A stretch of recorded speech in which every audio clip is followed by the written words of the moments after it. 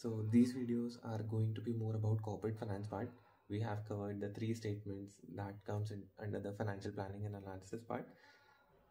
Going a step behind, a step back, and let's check what a company's financial structure look like. If you see a company, it has broadly two aspects of finance. One is the corporate finance part and one is the financial planning and analysis part. You must have also seen in job descriptions, like some companies open up for financial planning and analysis, which is in one word, pure accounting.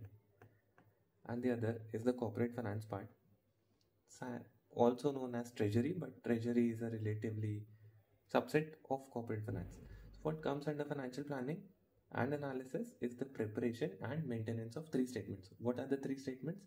Profit loss, balance sheet, and the cash flow part, which company also uses for internal assessment. Investors तो use करते ही हैं, company भी use करती है ताकि वो अपने future performance को जज कर सकते हैं, अपने पास्ट परफॉर्मेंस को जज कर सकते हैं, फ्यूचर एनालिसिस कर सकते हैं, कैश फ्लो पोजीशन चेक कर सकते हैं.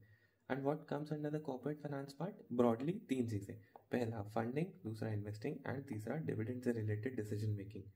Now what comes under funding, investing और डिविडेंड? फंडिंग मतलब पैसा उठाना. बीइंग अ कंपनी हमें फंड चाहिए ऑपरेशंस को रन करने के लिए. वो पैसा हम कहाँ से लाएंगे?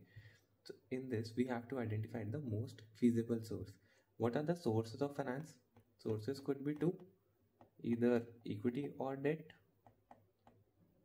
Now what is most feasible in which situation? अगर कोई नई कंपनी है उसको डेट मिलना इतना ईजी होगा क्या? नहीं, उसको इक्विटी मिलेगा, बट उसको अपना स्टेक डाइल्यूट करना पड़ेगा. बट कोई एग्जिस्टिंग प्लेयर है, क्या वो अपना स्टेक डाइल्यूट करना चाहेगा या तो वो इंटरेस्ट का बर्डन बेयर करना चाहेगा? अगर वो स्टेबल है, एग्जिस्टिंग है, अच्छा खासा स्ट्रॉन्ग प्लेयर है, तो वो एक डेट का बर्डन तो बेयर कर सकता है, तो वो डेट चूज करेगा.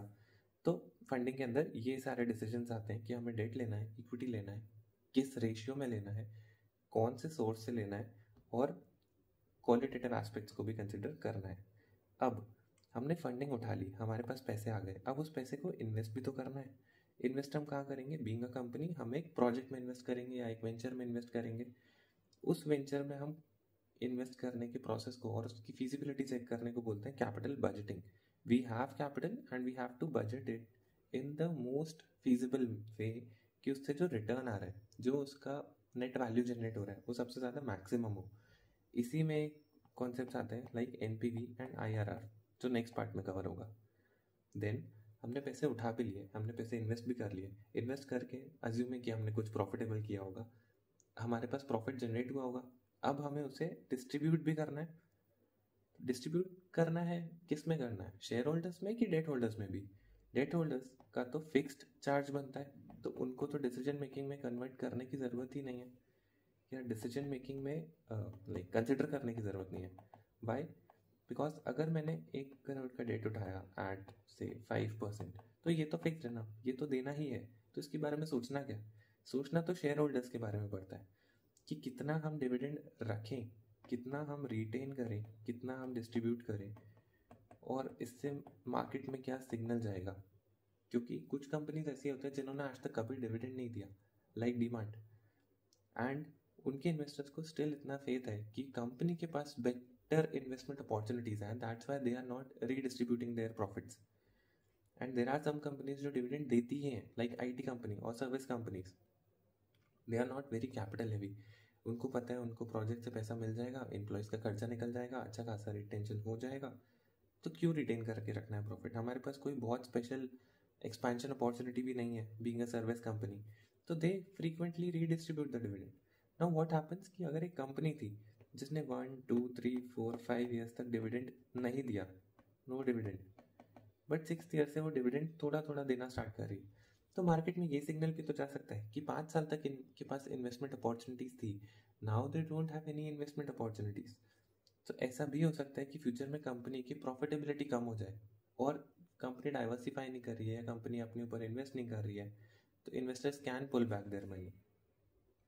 इसी का ब्रॉडली लाइक बाइफिकेशन गिवन है कि क्वांटिटेटिवली क्या क्या चेक करना है और क्वालिटेटिवली क्या क्या चेक करना है. जो भी क्वालिटेटिव एस्पेक्ट्स है ना, ये मैनेजमेंट अकाउंटिंग के अंदर आते हैं, which is also part of our syllabus. तो क्वांटिटेटिव के अंदर क्या क्या आता है? टैक्स का इम्पैक्ट क्या होगा, हम कहाँ से पैसा उठाएंगे, डेट पे तो टैक्स का बेनिफिट मिलता है, डेट पे तो इंटरेस्ट एक बर्डन के जैसा भी फील होता है, बट गवर्नमेंट ने उस पर रिलैक्सेशन दिया हुआ है। Interest being a fix charge होता है, profit being an appropriation of return होता है, कॉस्ट बेनिफिट एनालिसिस करना पड़ेगा। अच्छा, इन्वेस्ट करना है तो कहाँ पे करना है, कैपिटल बजटिंग हमने देख लिया, एनपीवी चेक करना है, आईआरआर चेक करना है, पे बैक चेक करना है, या नेट प्रेजेंट वैल्यू, या पीरियोडिक पे बैक, या cumulative pay back, IRR, MIRR, ARR, XIRR, बहुत सारे वेरिएंट्स है इसके।